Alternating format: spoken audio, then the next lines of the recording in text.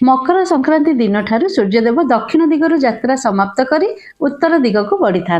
तेणुकरी यही मकर संक्रांति दिन आम कौन एमतिया काम कले आम घरे सुख समृद्धि बढ़िबो आउ किछि भी हमर जदि ग्रहरिष्ट मध्ये अछि से खंडन हबो। ए विषय आम जानिबा आजिर वीडियो रे। नमस्कार, जय श्री जगन्नाथ।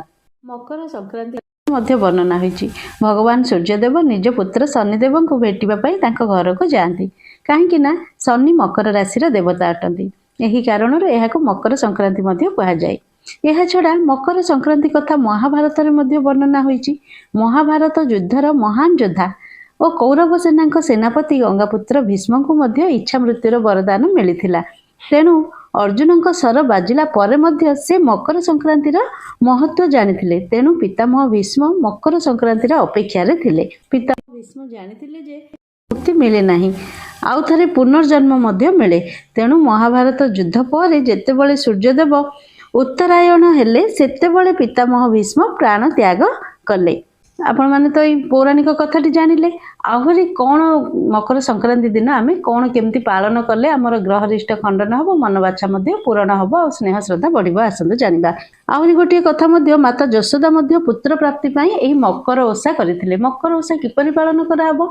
मकर ओषार एमती किछि नै, आम जेमती नॉर्मल संक्रांतिटा पालन करूचे सेही भली पालन करिबा। किंतु एटा कोन होछि ना, मकर चाउल को आम पूजा करिबा।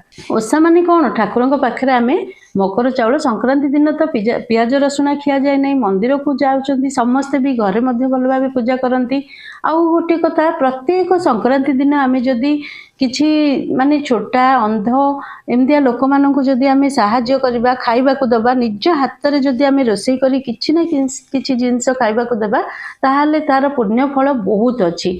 समस्ते ये कथाटा को मन रखिथिबे। संक्रांति दिन माने गरीब लोकन को जहाँ दरकार होछि, जहाँ खाइबा को पाउ नाहंती जो माने, से माननकु जदि आम रोषेई करी निज हाथ रे दबा, एमती किणिकी बिस्कुट एगुडा को देबा अपेक्षा हाथ रे रोषेई करी देले अत्यंत शुभ फल प्राप्ति होइथाय। तो मकर चाउल केमती? मकर चाउल तो प्राय समस्ते जानिचंती। से मकर चाउल दिन आम कौन करबा, मकर चाउल करिकी मंदिर रे मध्य पूजा हुए और घरे मध्य ठाकुर को पूजा करा जाए। मकर चाउल मकर संक्रांति दिन तो दान धर्म कले अत्यंत शुभ। आ मकर चाउल भी आम जो ठाकुर भोग लगे आहरी भी बहुत करिथिबा सेगुडा को मध्य आम बांटिले अत्यंत शुभ होइथाय।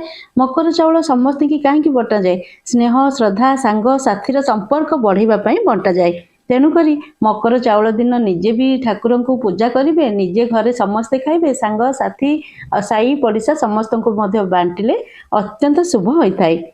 आशा करुच्ची आज भिडियोटी भल लगी। जदि भल लगी कमेंट बॉक्स रे ओम नमः शिवाय निश्चय लिखिबे।